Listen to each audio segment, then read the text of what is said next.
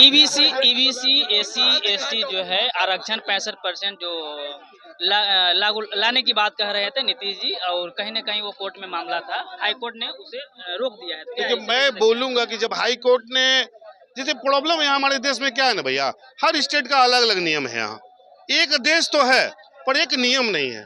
अब जैसे आप छोटा मोटा समझ लीजिए ना, नीतीश जी अपना विधानसभा में पास करवाए, ये चीज पारित करेंगे, वो लागू हो जाएगा, नियम बन जाएगा। जैसे दारूबंदी हो गया, देख लीजिए बगल में दारू खुला हुआ है, दोनों स्टेट में आसपास चारों तरफ। लेकिन यहाँ बिहार बंद में दारू बंद हो गया, क्योंकि यहाँ स्टेट गवर्नमेंट को अधिकार दे दिया गया है कि आप अपने कैबिनेट मंत्रिमंडल में विधानसभा में कोई बिल लाइए, पास कराइए, उसको लागू कीजिए। तो अब इस पर नीतीश कुमार जी सोचेंगे, सुप्रीम कोर्ट भेजेंगे अपने आदमी को या हाई कोर्ट भेजेंगे। देखिए, आज बीजेपी सत्ता में है नीतीश कुमार जी के साथ, वो जातिगत जनगणना का विरोध करती थी, केस भी हुआ था सुप्रीम कोर्ट में, पता होगा आपको, पता नहीं चल रहा होगा। लेकिन नीतीश जी ने जातिगत जनगणना करा के दिखा दिया, सबको बेवड़ा पेश कर दिया।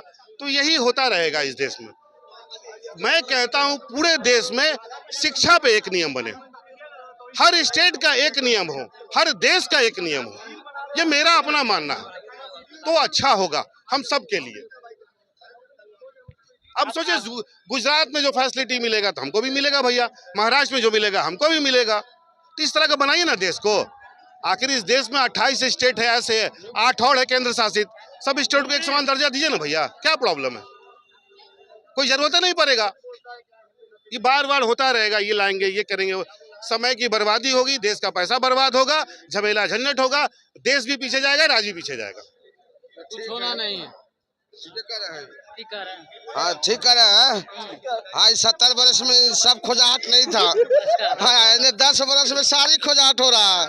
खोज को निकाल रहे, खोज को निकाल रहे, खोद के। मुझे तो मेरे भैया, मेरे देश को आजाद हुए कितने साल हुआ?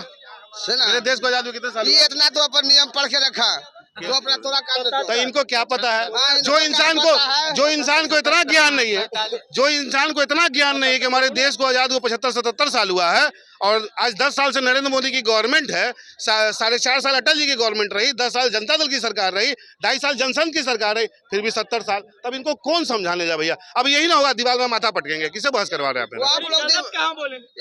माथा तो मोदी जी 5 साल कुछ नहीं किए, 14 से 19 तक मोदी जी कुछ नहीं किया, पूछिए। ये लोग माथा पट के अब 5 साल गोड़ हाथ पट के, यहाँ चीज चिंता न कीजिए। नीतीश जी भरोसा है, बहुत भरोसा हो, तो काम के चलते है यहाँ। देखिए, मैं बताता हूँ, वो बेईमानी के चलते नहीं है, वो काम के चलते है। नीतीश जी जब बीजेपी के साथ जाते हैं ना, तो महापुरुष, कल्याण पुरुष, युग पुरुष, धरोहर पुरुष हो जाते हैं।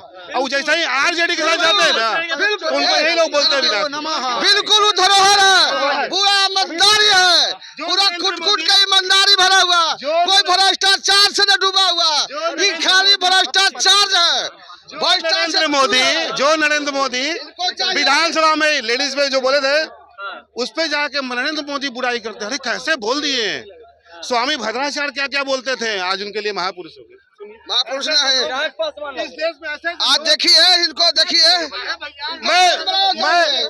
भैया, मैं दीवार में माथा नहीं पटकता, उतना ज्ञान है हम, ठीक है। नित्यानंद राय आज आते हैं केंद्रीय मंत्री बनने के बाद भाजपा कार्यालय, स्वागत होती है उनकी, लेकिन कहते हैं कि तेजस्वी यादव का जो राजनीति का जो करियर है वो हम खत्म करना। अच्छा, पहले मेरा बात सुनिए। तो सबसे पहले नित्यानंद राय जी को आज एक स्टेटमेंट देना चाहिए था।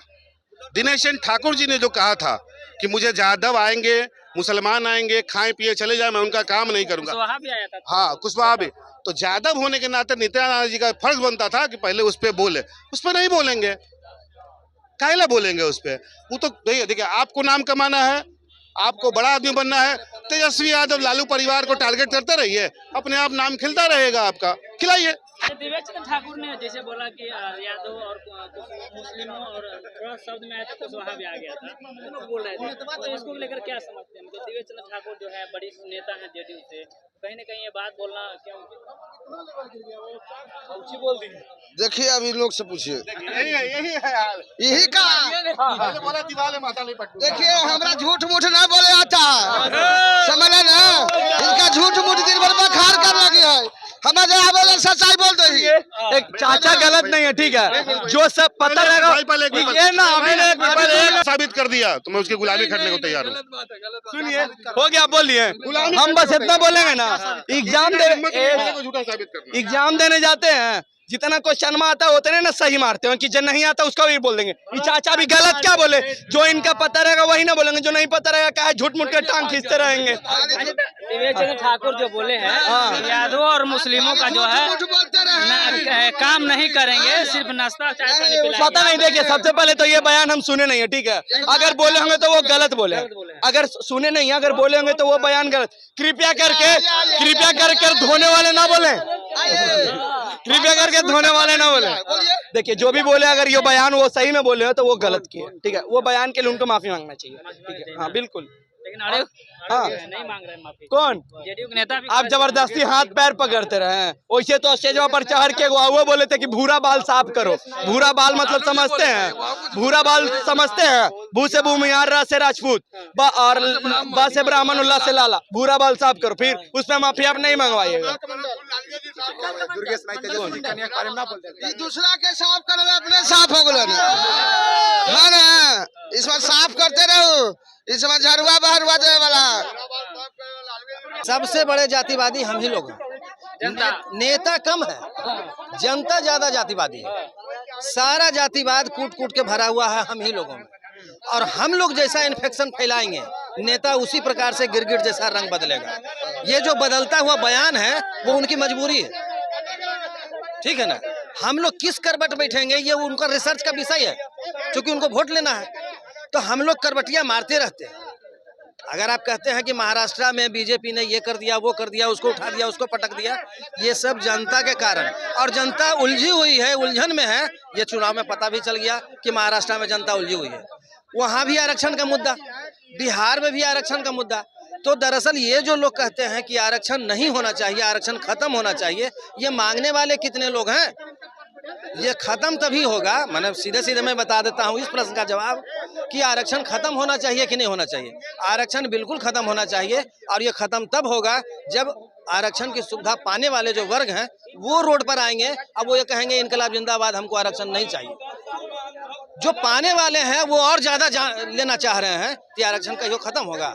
और जब ऐसा ही चाहत है तो नेता तो गिरगिट जैसा बात बोलेंगे ही कि हाँ हाँ हम आपको आरक्षण दे देंगे, हाँ हमको आपको इतना % बढ़ा देंगे,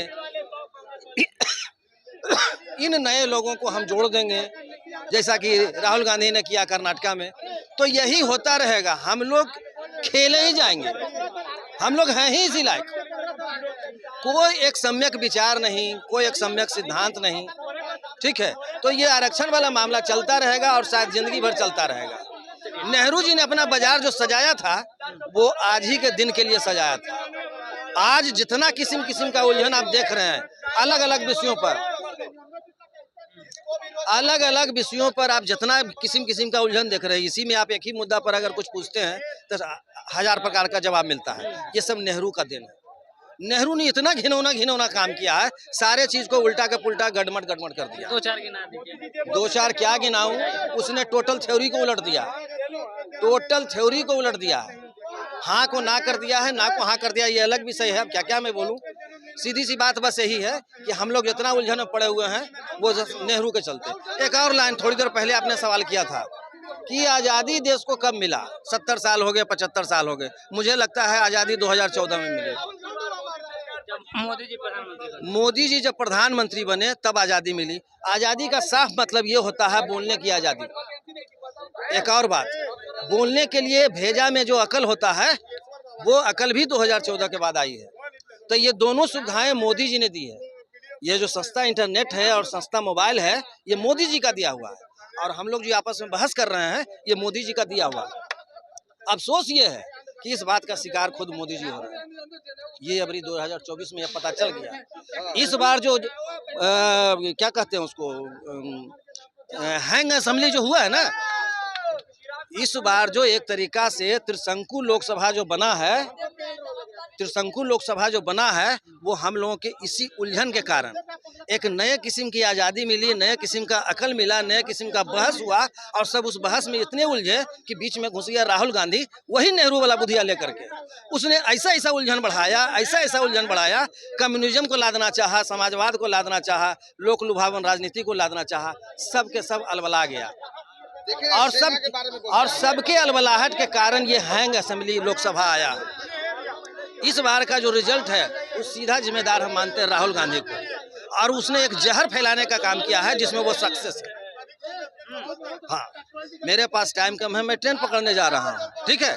अंततः मैं यही कहूँगा कि आज़ादी हमको सही मायने में मिली 2014 में, बोलने की अकल भी और बोलने की आज़ादी भी।